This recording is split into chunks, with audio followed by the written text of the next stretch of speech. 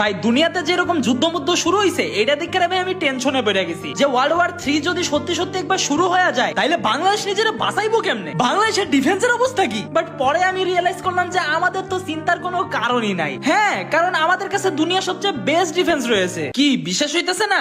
আমারও হইতাছে না। বাট চলো তোমাদেরকে আমাদের ডিফেন্সের সাথে পরিচয় করায় আনি।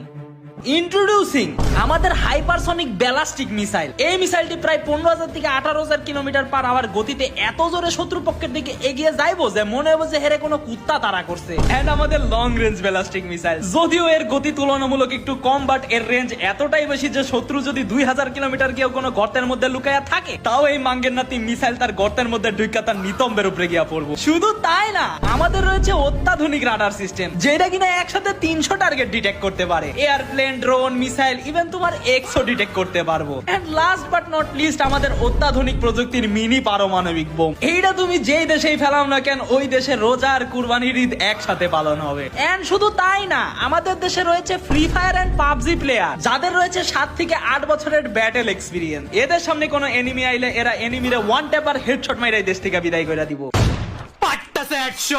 So we are completely safe. আমাদের চিন্তার কোনো কারণই নাই। নাকে সরিষার তেল দিয়া ঘুমাও। তোমরাও যদি এই বিষয়ে আমার সাথে এগ্রি করো তাইলে রে ভাই আমারে কমেন্টে জানাও। আর এরকম মাইন্ড ব্লোয়িং ইনফরমেটিভ ভিডিওর জন্য অবশ্যই ফলো মারো।